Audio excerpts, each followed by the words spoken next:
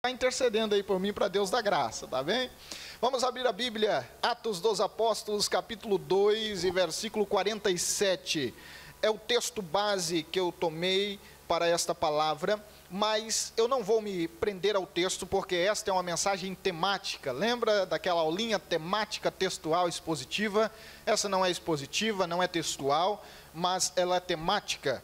E o tema escolhido para essa ministração é: qual é a missão da igreja? É uma pergunta. Qual é a missão da igreja? E eu quero que você, em voz alta, essa voz bonita que Deus te deu, repita comigo. Vamos lá? 1, 2, 3. Ah, não, só porque eu elogiei a voz? Qual é a missão da igreja? No 3. Qual é a missão da igreja? Mais uma vez? Qual é a missão da igreja? Maravilha. Só os homens, por favor. Vamos lá? 1, 2, 3. Qual é a missão da igreja? Só as irmãs? Qual é a missão da igreja? Todos juntos? Qual é a missão da igreja? Fala, chega, pastor, já entendi. Tá ok? Qual é a missão da igreja? Atos dos Apóstolos, capítulo 2, versículo 47, diz assim: louvando a Deus e caindo na graça de todo o povo, e todos os dias acrescentava o Senhor à igreja aqueles que se haviam de salvar. E todos os dias acrescentava o Senhor à igreja aqueles que se haviam de salvar. Atos dos Apóstolos, capítulo de número 2 e versículo 47. Pode tomar o vosso assento. Eu escolhi esse texto porque, já que o Senhor não vai se prender ao texto, e disse que a mensagem é temática, porque falar de missão cumprida de igreja é falar da igreja primitiva. Era uma igreja que cumpriu a sua missão em toda a sua amplitude. E qual é a principal missão da igreja? É pregar o evangelho do reino a toda criatura. Porém, eu acho essa definição um tanto genérica. Por isso eu quero esmiuçar um pouco mais qual a missão da igreja. A missão da igreja é cumprir o seu propósito. Quando a igreja cumpre o seu propósito, ela está cumprindo a sua missão. Isso está igual à definição da Dilma, não é verdade? A gente não vai estabelecer uma meta, porque quando a gente chegar na meta, a gente dobra a meta, né? Fica difícil entender isso, né? A gente não vai estabelecer uma meta, mas quando a gente chegar na meta, a gente dobra a meta. Então, missão é cumprir o propósito da igreja. Cumprir o propósito da igreja de pregar o evangelho. Não confunda missão com visão. Visão é o meio pelo qual se alcança o propósito. É o meio pelo qual. Eu me lembro que eu trabalhava numa empresa, numa gráfica, de cartões comemorativos, e ela fazia cartões de felicitações, cartões de aniversário, namoro, e na placa inicial da empresa tinha lá o seu propósito, fazer cartões de felicitações, mas tinha a sua visão, fazer de forma artesanal, porque ela cria que isso criava uma identidade maior com o cliente. Nas empresas, normalmente, ela tem a seu propósito e a sua visão. A igreja também tem o seu propósito e ela também tem a sua visão, mas eu quero falar um pouquinho sobre a missão. Ora, irmão, falar da história do é bonito, é muito bom, isso alegra o nosso coração. Contar dos testemunhos de tudo que Deus já fez é muito bom, mas a pergunta que fica é: e agora? Como será? E daqui para frente? Olha para a pessoa que está do seu lado e pergunta aí para ele, diz: agora? Isso, diga, e agora? Vai ser o futuro? Como que vai ser os próximos anos do MSBN? Essa é a minha preocupação, essa é a minha angústia, porque a geração passada de pastores, a minha, já fizeram muito. Agora pergunto para mim e para você, o que é que nós vamos fazer, além do que já estamos feito, porque nós estamos inteiramente envolvidos nesse processo, para que a igreja cumpra o seu propósito de pregar o evangelho do reino a toda criatura.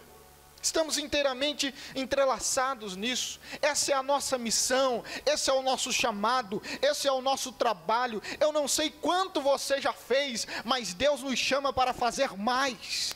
Porque as pessoas que dizem assim: eu já fiz muito, eu já evangelizei, eu já orei, eu já profetizei, eu já fiz tudo, mas Deus tem novidade, tem coisa nova para a nossa vida, irmãos. Coisa nova. Sempre Deus tem coisas maiores e excelentes para que possamos desfrutar no reino de Deus. Olhando para isso, eu quero que você entenda que essa mensagem é para você de maneira individual. Porque quando eu digo assim, nós vamos falar sobre a missão da igreja, algumas pessoas dizem, isso é para a igreja, não é para mim. Ué, e você não é a igreja?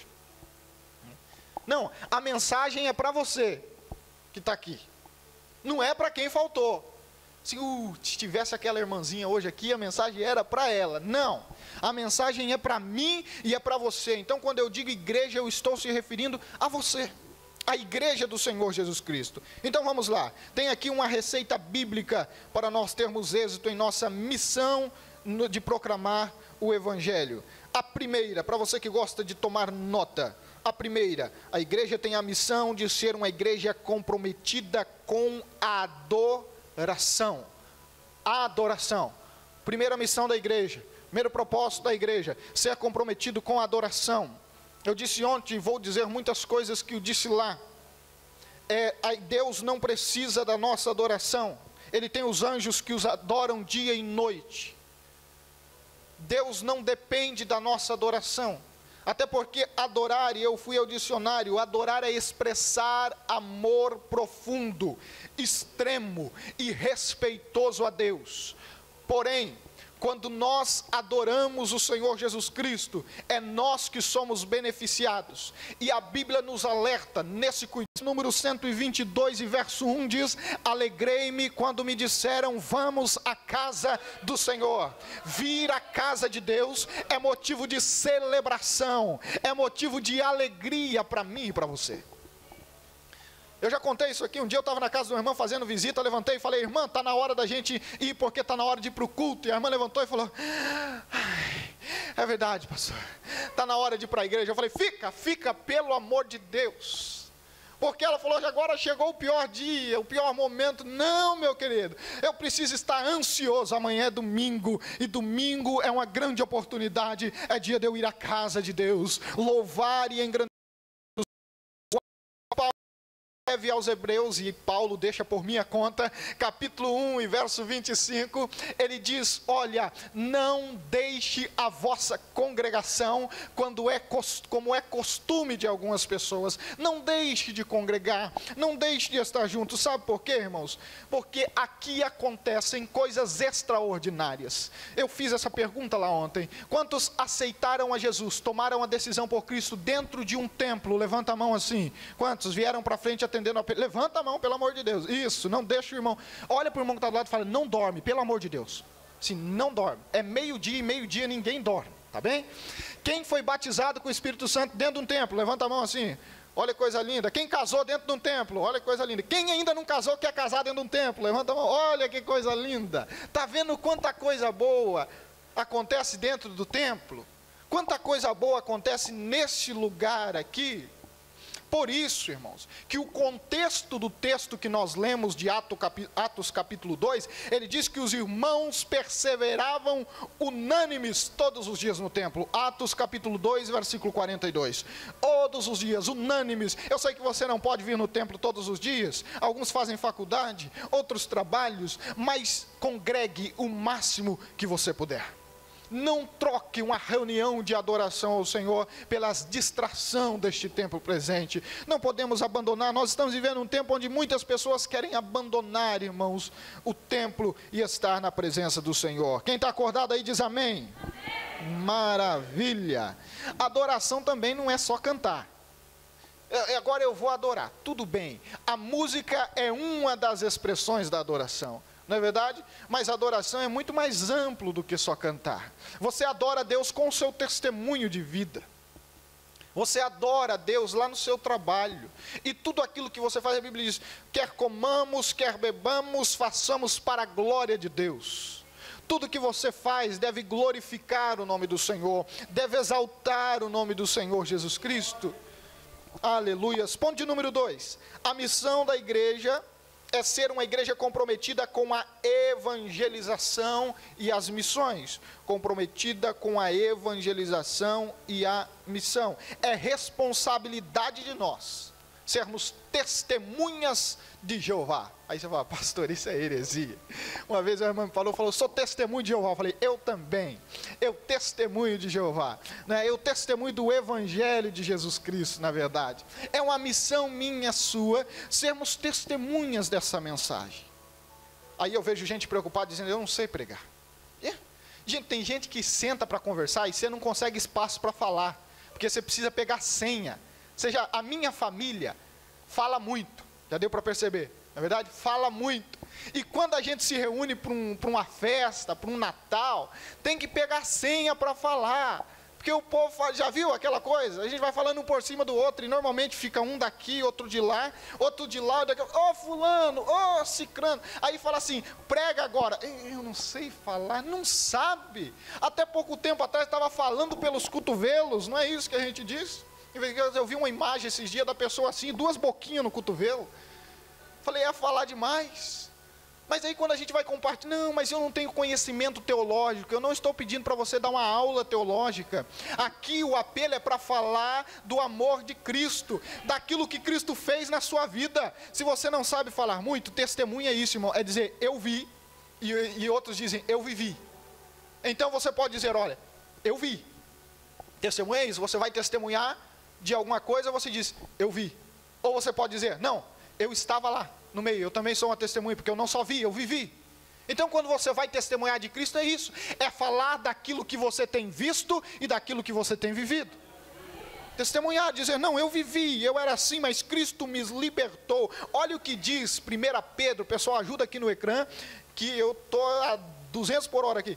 1 Pedro capítulo 2 e versículo 9, para dar tempo de falar tudo e mais um pouco. 1 Pedro 2,9 diz, vós sois a geração eleita, o sacerdócio real, a nação santa, o povo adquirido. Para que nós somos tudo isso, irmãos? Para que anuncieis as virtudes daquele que vos chamou das trevas para a maravilhosa luz. É para isso que nós somos tudo isso, para anunciar as boas novas. Eu contava uma ilustração dizendo que ter a notícia do Evangelho, as boas novas, e não compartilhar ela, é a mesma coisa de você ter a maior notícia desse mundo e guardar só para você. Por exemplo, você descobriu a cura do câncer. Você sabe que o câncer é uma doença terrível, câncer maligno, né, que tem matado muita gente. Você descobriu essa doença. Você pode salvar milhares de pessoas, mas você não conta para ninguém. Você somente cura a si mesmo. E guarda consigo essa fórmula, essa receita, essa solução na sua casa. Enquanto pessoas e pessoas estão morrendo, o seu vizinho está morrendo. O seu companheiro de trabalho está morrendo. E a cura está contigo, a solução está contigo e você não compartilha com ninguém. É isso quando nós recebemos a palavra e deixamos ela aqui. Tem cristão que eu chamo ele de 007 de Jeová. Né? Ninguém sabe que eu sou crente, aquela musiquinha do 007, James Bond Jr. de Cristo, ninguém sabe. Irmãos, isso é grave, porque tem pessoas morrendo. A Bíblia diz que o pecado gera a morte, então a doença deste mundo é pecado.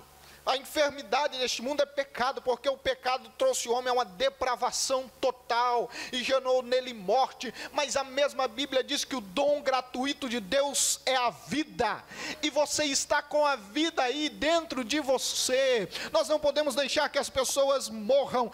Apresente a solução para essas pessoas. Jesus é a solução. É Ele que tira o pecado do mundo. Ele é a salvação para este mundo, para essa sociedade.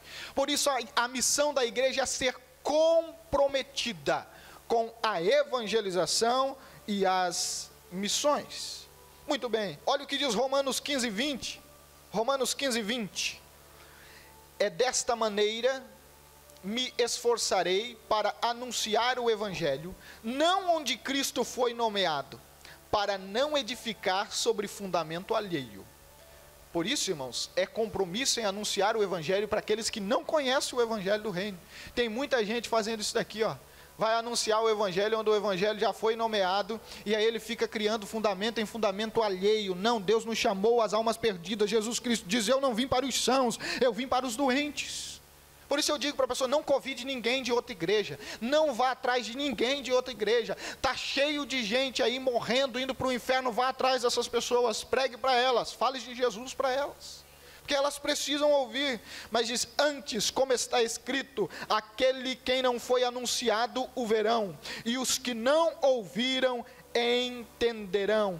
Cada crente um missionário, cada crente um evangelista, cada crente um anunciador de boas novas, e é assim que a obra segue crescendo. As últimas pesquisas do IBGE no Brasil mostram que a igreja que mais cresceu nos últimos 10 anos foi, por incrível que pareça, ainda a igreja Assembleia de Deus em todos os seus segmentos.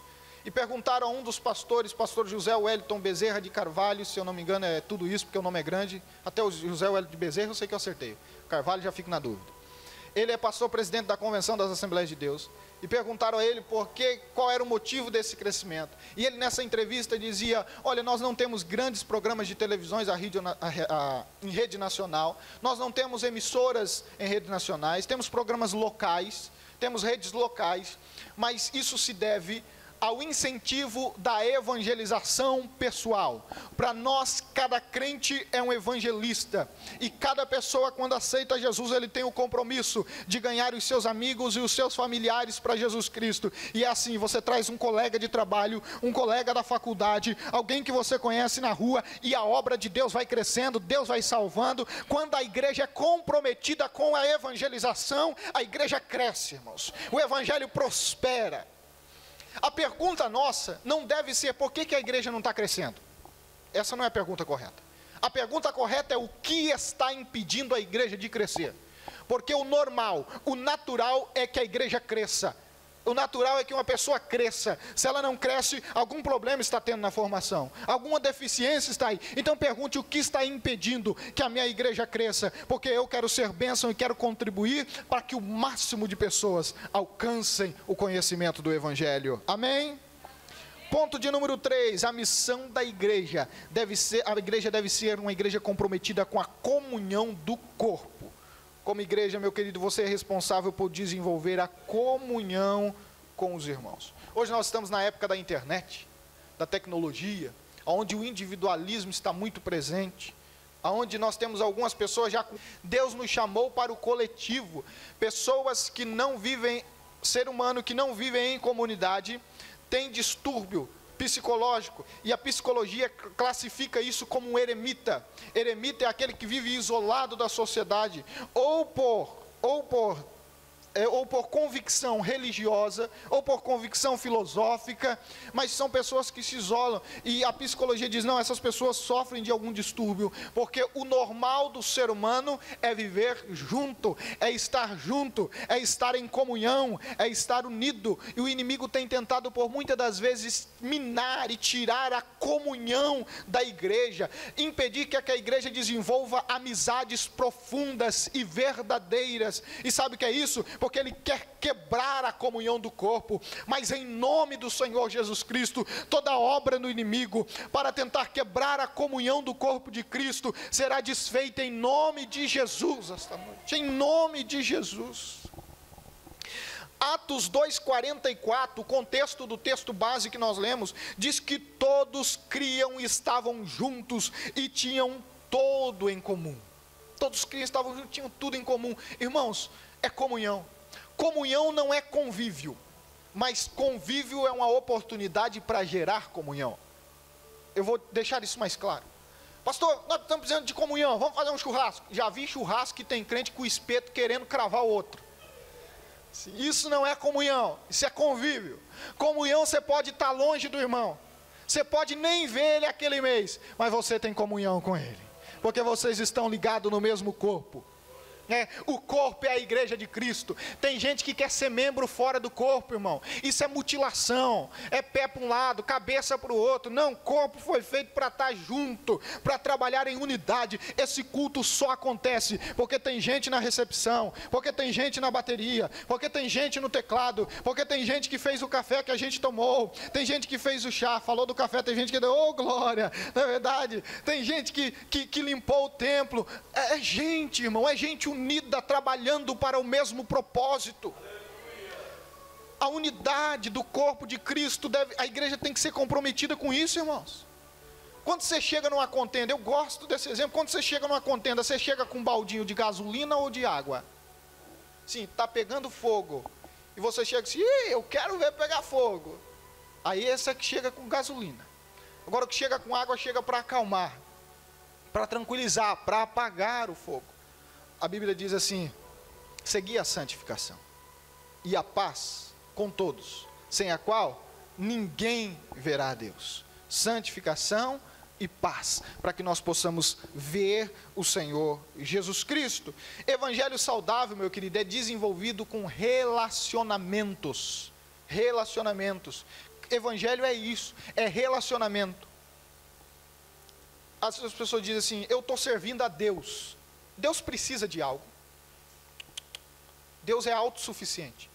A Bíblia, lembra que nós fazemos um apelo? Quem quer aceitar a Jesus Cristo como seu único e suficiente Salvador? Quer dizer que Ele é suficiente, Ele não precisa do auxílio de nada de ninguém.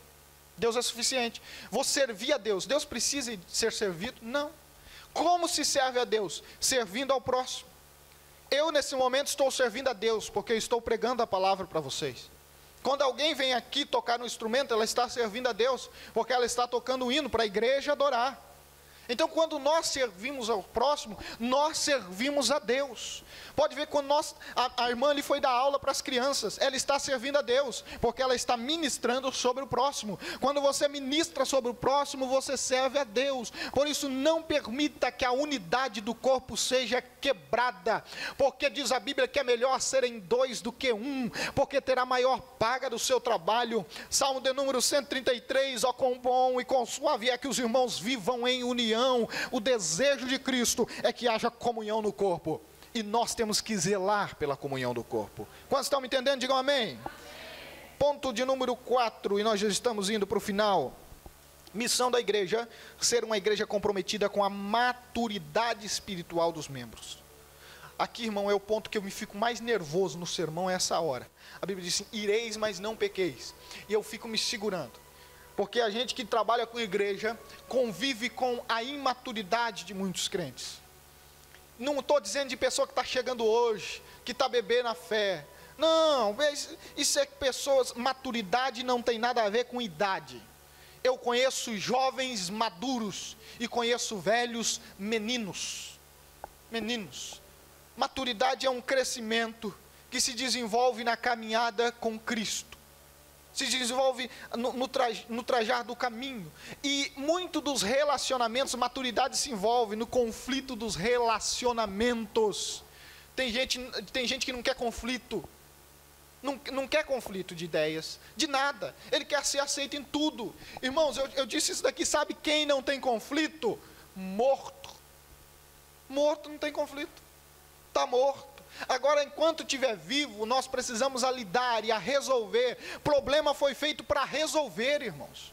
Vamos resolver o problema, irmão. Tem aqui um problema, vamos resolver o problema. Não adianta passar a mão por cima do problema, não adianta ignorar o problema. Vamos resolver o problema, porque aí a gente cresce, a gente amadurece e para de ter crente menino, que precisa ter uma babá a todo tempo do seu lado. Quando você era menino, você tomava leitinho. Você continua tomando só leitinho hoje? Não. Você precisa de um alimento mais sólido.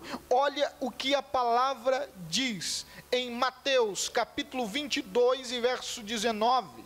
Jesus respondeu e disse: errais, porque não conhecem as Escrituras e o poder de Deus. Está aqui o primeiro erro.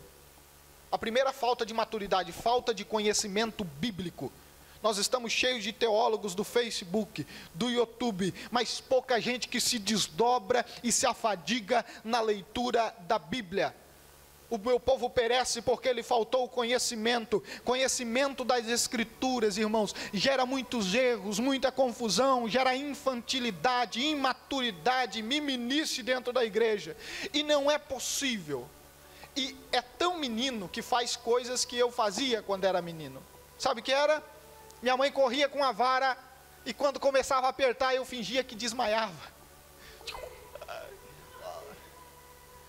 Por quê? Para ela parar de bater, ué. Só que nas primeiras vezes ela parava. Depois de um tempo ela percebeu a malandragem. E ela continuava, e dava mais umas 3, o menino acordava na hora. É claro. Tem crente que é assim, irmãos. Quando Deus começa a exortar ele finge que desmaia. Por isso que eu já vi alguns pastores exortando a igreja, e eu fico lá no banco falando assim, para pastor, vai matar. Pelo amor de Deus. Um dia eu vi o pastor Josué pregar uma mensagem na sede, eu intercedi, eu falei, pastor, pelo amor de Deus, vai devagar, pastor. Vai devagar. E o pastor ia exortando na palavra, e firme na palavra. Eu falei, vai matar, pastor. Mas é porque tinha muita gente que estava fingindo de morto. Irmão, até animal irracional faz isso. Esses dias eu recebi um vídeo na internet de um cachorrinho vira-lata, que a dona dele falava assim, vamos passear? Ele ia correndo para a porta. Ela falava, vamos tomar banho? Ele, vira esse vídeo? Vira esse vídeo? Ah, eu vou te mandar. É espetacular. Vamos passear? Ele levantava. Vamos tomar banho? Ele caía no chão. Irmão, até animal que a gente julga ser totalmente irracional tem esse tipo de comportamento, né? O que isso gera? Imaturidade, irmãos. O Senhor exorta e corrige aquele que ama e recebeu como filho. Como filho. Eu só corrijo o Eric. Eric não queria estar na igreja hoje aqui. Te denunciar, filho. Não queria. Falou assim, pai, estou cansado. Fui na caravana ontem. Falei, também fui, filho. Também estou cansado. Vamos para a igreja, filho. Depois da tarde você descansa. Ele falou assim, pai, deixa eu ir embora. Eu falei, não, fica aqui. Vai ouvir a palavra. E ouvi o pai pregar ainda a mesma mensagem 2 dias seguidos. Ô, Calvário. Ô, prova, né? Eu falei, vai. Mas por que eu faço isso com ele? Porque eu amo. E eu quero que ele esteja na casa do Senhor, sendo instruído na casa do Senhor. Pai que não ama o filho não faz questão disso. Mas pai que ama o filho faz questão disso, luta por isso. Sabe por que o Senhor te trouxe aqui essa manhã e está falando conosco? Porque Ele te ama. Ele quer dizer, você nasceu com um propósito, você é a igreja de Cristo, e a igreja de Cristo precisa cumprir o seu propósito, e um dos propósitos da igreja é gerar membros maduros. Isso chama-se discipulado, mas não aquela classe que a gente tem pré-batismo. Discipulado, eu trabalho no discipulado como um relacionamento. Jesus discipulou os seus discípulos, andou 3 anos e meio com eles. Discipulado genuíno é formado em relacionamentos, e não em classe de aula. Classe de aula se faz transmissão de informação, mas não se cria discípulos. Para se criar discípulos tem que andar junto, tem que caminhar junto, tem que trabalhar junto, tem que junto, tem que comer um pacote de sal junto. O pastor José às vezes falava, vamos comer aqui um pacote de sal junto. O que ele estava querendo dizer? Não, vem aqui, vem sofrer um pouco comigo. Paulo fala isso para Timóteo. Fala, Timóteo, vem sofrer comigo as aflições do Evangelho. Eu estou precisando de gente que sofre comigo. Paulo, na sua última hora, preso em Roma, foi abandonado por todos os seus amigos, irmãos. Lucas, o médico, está aqui comigo. Mas um foi para um lado, outro foi para o outro.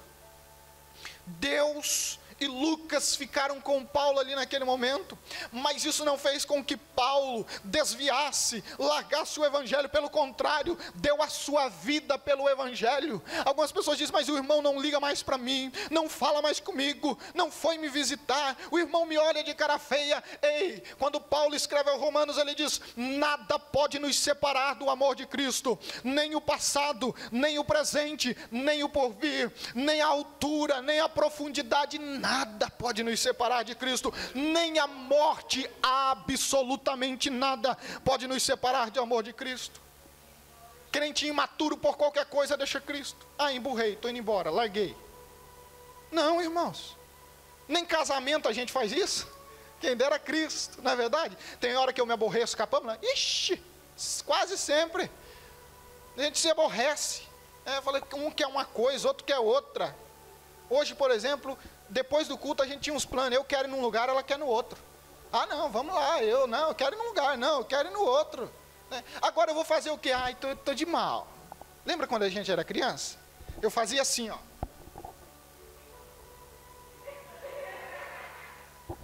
Tem coisa mais infantil que isso, irmão? Ó, tô de mal. É só eu que sou desse tempo. Mas aí passava um pouquinho o tempo, o que a gente fazia? Irmãos, isso é imaturidade. O Eric quando ele se encontra com seus amiguinhos?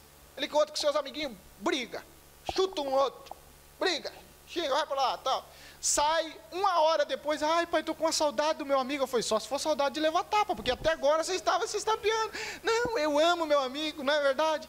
Eu vou lá, pego na orelha do Eric, brigo com ele, dou umas varadas, e daqui a pouco ele fala, ai pai, eu te amo, eu te amo. Por quê? Porque é puro, porque não. Mas irmãos, veja bem, cuidado com as interpretações bíblicas.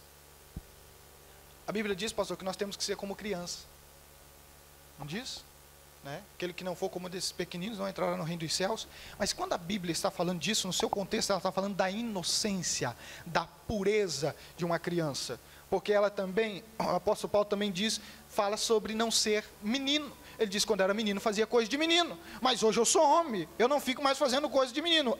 2 Pedro, capítulo 3 e versículo 18. Olha esse texto.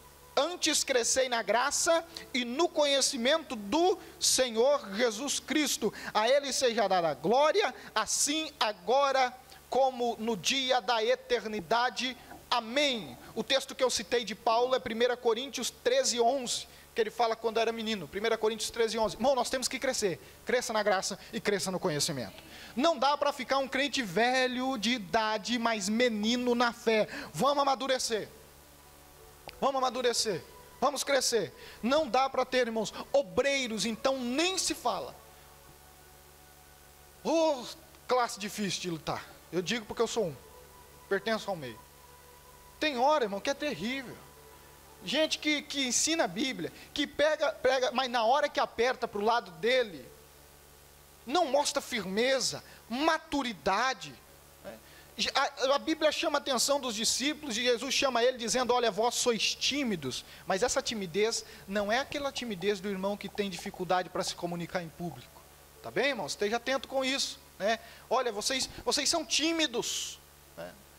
Os tímidos não herdarão o reino dos céus. Opa, quer dizer que então, pastor, eu que sou meio acanhado não vou ir para o céu? Não, não é isso. Em outras traduções diz covarde. E o sentido da palavra no seu original é covarde. Jesus está dizendo, olha, vocês são covardes, vocês não têm ousadia. Tanto é que ele diz, cadê a fé de vocês, homens de pouca fé? Então é quanto a essa timidez do exercício da nossa fé. Nós precisamos, irmãos, ser valentes e corajosos. Essa geração e a nação que nós estamos pregar precisa de gente corajosa, não tem espaço para covarde. O reino de Deus é para gente corajosa. E ai, pastor, eu estou com medo. Então receba de Deus a coragem, a força, o ânimo, o vigor. Eu estou fraco. A Bíblia diz que Ele é o nosso refúgio e fortaleza. Socorro bem presente em meio às angústias. Estou fraco, Ele é a tua fortaleza. Eu estou triste, Ele é a nossa alegria. Ele é o nosso alimento. Pastor, sinto sintomas de imaturidade. Então Ele vai te fazer maduro. Mas para fazer maduro tem que passar pelo processo. Para tornar ouro refinado tem que queimar no fogo. Tem, irmão. Não adianta. É o momento da provação. É o momento da aprovação, e nós passamos por isso. Irmãos, a primeira igreja que eu dirigi, Jesus do céu. Eu vou contar para vocês aqui, e eu vou terminar, que está acabando o culto. As primeiras reuniões de obreiro que eu dirigi, eu tinha 20 anos, era recém-casado, um menino. Eu era casado com a Pâmela já, não, essa ainda eu era co-pastor, ainda não era pastor da igreja, só me tornei pastor depois que casei. Que a igreja não separava pastores solteiros, somente casados. Mas eu era auxiliar do pastor. E eu lembro que eu dirigi uma reunião com 30 obreiros. Irmão, e eu levei tanta pancada naquela reunião. Você imagina, o pastor da igreja era meu avô, tinha 80 anos. E eu tinha 20 como pastor. E tinha pastores lá muito mais experientes que eu, muito mais sábios que eu. E eu ali na frente, com aqueles pastores. Irmão, eu levei tanta bordoada. Sabe, mas foi assim, eu falei, Jesus, será que eu saio vivo daqui dessa reunião? Mas eu aguentei, pelo menos na frente deles. Eu falei, aqui eu aguentei firme, né? Aguentei firme, Eu entrei para o escritório da igreja e chorei, porque o homem chora, irmão, mas o homem não gosta de chorar na frente dos outros. Essa que é a realidade. E eu entrei para o escritório da igreja e chorei. Falei, Senhor, por que o Senhor me quer aqui? Pelo amor de Deus, me tira daqui. Me tira daqui, me dá uma igreja, não sei na onde, mas me tira daqui, eu não quero saber desse negócio. Aquele dia, irmão, foi um esgotamento tão grande. A Pâmela era noiva. Eu não lembro agora, Pâmela, se a gente era noivo ou não era, não lembro. Eu sei que ela trouxe até um chazinho de camomila. Foi camomila? A erva doce, falou que aqui, meu amor, fica aqui, toma. E eu falava, Senhor, eu não mereço isso, tomando chazinho de camomila, enxugava as lágrimas, porque à noite tinha que pregar, irmão. Quebrado, destruído. E eu falei, Senhor, por que o Senhor está fazendo isso por mim? Por que o Senhor está permitindo que eu faça isso? E eu lembro o dia que Deus usou uma pessoa e disse assim, olha, eu estou te forjando para coisas maiores. Eu estou te provando, porque se você não suportar essa prova, você não vai suportar aquilo que eu tenho para te dar, e aquilo que eu tenho para fazer no seu ministério. Então, em outras palavras, de uma maneira bem simplória, eu estou fazendo de você costa larga. Sabe o que é costa larga? É gente provado, gente que aguentou peso. Não adianta você pegar um cara fraco como eu, e jogar um saco de cimento de 50 quilos no ombro. Não adianta, eu tenho que começar com 10, com 20, com 40, com 50, com 60, e todo dia trabalhando nisso, depois eu pego aquilo como se fosse qualquer outro peso, porque antes eu fui provado em pesos menores, até chegar ao lugar onde Deus queria, e eu diria, Senhor, o Senhor disse, eu estou te amadurecendo, estou tirando de ti todo o orgulho, para você entender que você precisa depender de mim, estou tirando você toda a habilidade e confiança no conhecimento humano, porque eu pensava, não, isso daqui é simples, é só fazer assim que tem. Não, irmão, na obra de Deus, se não for a graça e o poder de Deus, não vai, não anda, Deus não salva, as coisas não acontecem. Eu era muito imaturo neste lado, porque eu pensava no início que eu poderia resolver, que eu poderia fazer. Hoje não, mesmo para pregar na igreja que eu sou pastor, e principalmente aqui porque todo mundo me conhece, eu vou pregar aqui, vou descer aí, vocês me conhecem, antes eu preciso orar, e eu confesso para vocês que todas as vezes, às vezes eu fico aqui muito apreensivo, nervoso. Por quê? Porque eu sei que se eu falar, e o Espírito Santo de Deus não convencer, nada muda, nada acontece, vai ser apenas mais um culto, vai ser apenas mais uma reunião, mas o Espírito Santo de Deus que está aqui, ele sim, ele muda a vida do homem, ele muda a vida da mulher, ele transforma, ele batiza com o Espírito Santo, ele dá dons espirituais, e o que faz esse culto ser diferente, é a presença do Espírito Santo de Deus. Você pode só por um momento fechar os seus olhos, levantar a sua mão e adorá-lo, porque Ele está aqui. Oh, aleluia, adore a Ele.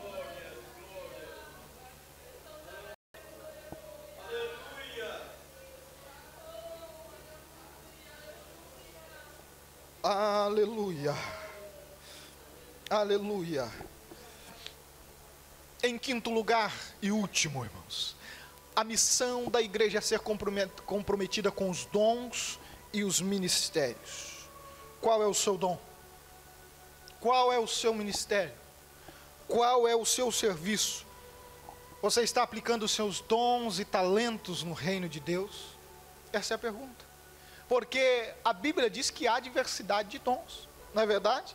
1 Coríntios capítulo 12, e versículo 4 em diante, diz assim, há diversidade de dons, mas o Espírito é o mesmo. Há diversidade de ministérios, mas o Senhor é o mesmo. Há diversidade de operações, mas do mesmo Deus opera em tudo e em todos. Mas a manifestação do Espírito é dada a cada um, para que for diversidade de dons, irmãos. Deus não é um Deus para nos usar de uma única forma, de uma maneira. Deus é um Deus de diversidade. Já viu como Deus criou a natureza tão diversa? Eu vi um vídeo um dia, passei no GEF dizendo, poxa, Deus poderia ter criado um animal que desse leite, desse para comer a carne, não é, desse para galopar em cima, não é verdade? Que voasse, né? E que fazia tudo. Deus é capaz de fazer isso? É capaz de fazer, mas não fez. Ele fez um para a gente comer, outro para a gente montar. Tem uns que a gente monta e come, a gente é guloso, mas fez um para montar, outro para comer, né? Outro para ajudar a gente no trabalho, outro para ser companhia na casa. Olha como Deus é diverso. Deus poderia ter criado uma fruta, né? E essa fruta dá para fazer suco, né? Essa fruta dá para comer, né? Dá para fazer um monte de coisa, cara. Dá para fazer bolo. Não, mas daí Deus vai criar uma imensidão de fruta. Não, com essa você faz sumo, com essa você faz bolo, essa você come, essa você nem toca, que é veneno. Não é verdade? É o mesmo Deus que criou todas as coisas. Olha como Deus é diverso. Aí Deus poderia criar assim, ó, só um, assim, ó, em série. Tudo igualzinho. Já pensou? Se bem que tem pessoas que a gente pensa que é igual, mas não é. Né? Alguns biotipos são muito parecidos, na verdade, principalmente o biotipo asiático. Não, mas não é. É tudo diferente. Gente, nós somos diferentes no físico, e quando se fala por dentro, então, meu Deus do céu, quanta diferença. Deus é um Deus de diversidade. Então não fica com essa, ai, Deus vai me usar igual está usando lá o irmão. Claro que não, meu filho. Deus vai te usar da maneira que Ele quer. E Ele tem para si uma maneira única, exclusiva. Eu já disse isso aqui, irmão. Meu ministério não ia para frente no começo, sabe por quê? Eu queria ser cópia de outros pastores. Todo pregador novo tem esse problema. Pelo menos eu tive. Na minha geração tinha muitos pregadores no Brasil. Idecaso Takayama, Marco Feliciano, Silas Malafaia. E aí eu iniciando pregando, 17 anos. Acabei com as fitas na loja do Silas, do Marco Feliciano, e ficava ouvindo. Quando eu ouvi o Marco Feliciano, eu chegava na igreja, só faltava fazer aquela oração: bota anjo do lado direito, anjo do lado esquerdo, é verdade? Chegava puro, né? Aí eu ouvi o Malafaia, aquele dia eu chegava bravo, descendo o porrete, né? Bravo. Aí eu ouvi o Josué Gonçalves, aquele dia eu chegava mais família, pregando sobre a família, né? Isso durou o primeiro ano, e eu falei, não está errado esse negócio, não dá certo, e Deus foi me exortando, e foi me mostrando, disse assim, não, aquele já existe, e o que eu tenho é para ele, não é seu, eu tenho algo exclusivo para ti, que é só teu, Deus tem um ministério para ti, meu querido, Deus tem um dom para ti. Busque de Deus esta manhã. Diga, Senhor, me dá dons. O Senhor disse que daria dons à sua igreja para a edificação da igreja. Agora preste atenção, o dom não é seu, o dom é do Espírito Santo, dado não para o seu uso pessoal, mas para o serviço da igreja, para ministrar sobre a igreja. Aquele que tem profetiza para a igreja, né? Aquele que tem dom de interpretação, interpreta para a igreja. Aquele que tem o dom de fé, ele usa a fé para a operação de grandes maravilhas para a igreja. O dom é para edificação da noiva de Cristo. Busque ao Senhor, e eu sei que cada gente aqui tem um ministério, ou tem um dom, ou tem uma habilidade específica. Busque o pastor, diga, pastor, em que eu posso servir? A obra do Senhor é carente, irmãos. E a gente cumpre a missão da igreja quando nós somos compromissados com os dons e com os ministérios. Eu quero convidar você a se colocar de pé, e eu encerro aqui este momento. Eu encerro aqui dizendo para você o seguinte: nós precisamos, irmãos, mais do que nunca, ser comprometidos com a adoração. Vocês lembram dos tópicos? Vamos lá? Número 1, nós precisamos ser comprometidos com a adoração. Número 2, com a... Lembram? Agora eu vou pegar vocês. Irmão, senta que nós vamos iniciar no primeiro tópico, calma aí. Evangelização. Número 3... Tem um antes da maturidade espiritual. Comunhão com o corpo. Número 4, maturidade. Número 5, dons e ministérios. Né? Precisamos ser comprometidos. Tem uma ilustração um tanto engraçada, e eu termino aqui agora, nesses próximos 2 minutos, uma pessoa, um general explicando um pouco sobre os simbolismos dos 2 componentes mais famosos no prato do café da manhã de um americano.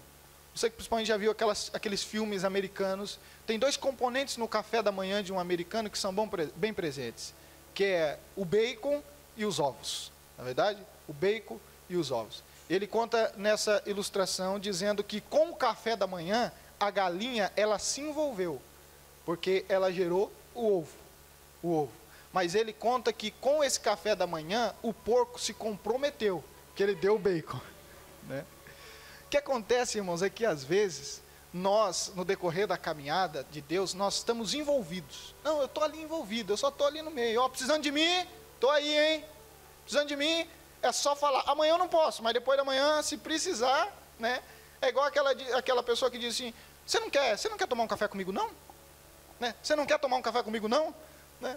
Não, irmão, você quer tomar um café? Você não quer tomar um café comigo? Irmão, não quer ficar comigo, não? Oxe, tanto desse não assim, eu digo não, né? Não, o Senhor espera que nós não somente se envolvemos, mas que nós nos comprometemos com a missão da igreja. E se você comprometer com esses 5 pilares da missão da igreja, irmão, o evangelho do reino vai crescer muito mais do que tem crescido. Porque essa missão é minha e é sua. Não vai descer anjo do céu para fazer isso. Amanhã não vai ter anjo entregando folheto na rua, pode ter certeza. Porque Deus confiou essa missão a mim e a você. Deus nos chamou para essa obra. Eu quero convidar você a fechar os seus olhos neste momento. E a entrar na presença do Senhor em oração a Deus.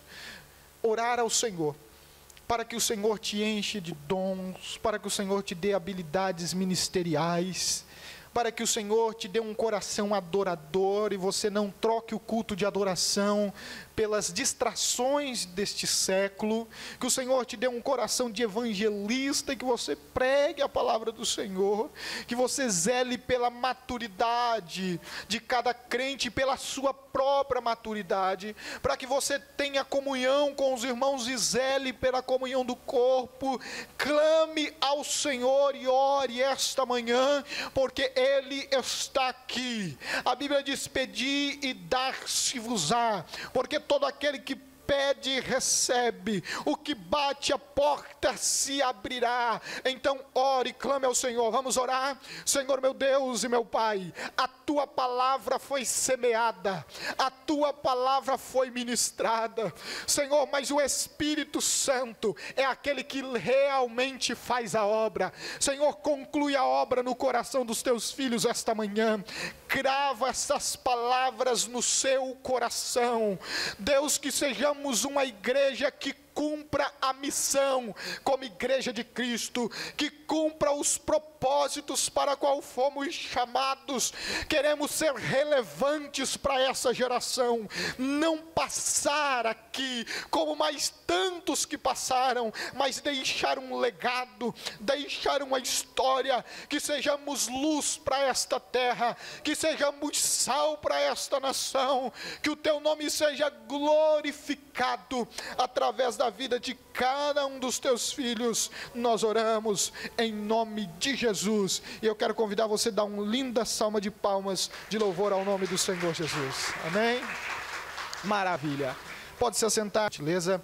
Que a graça do nosso Senhor e Salvador Jesus Cristo, o grande amor de Deus e as consolações do Espírito Santo seja com cada um, e todos dizemos amém. Cumprimente a pessoa que está mais próximo de si. Deus abençoe os irmãos.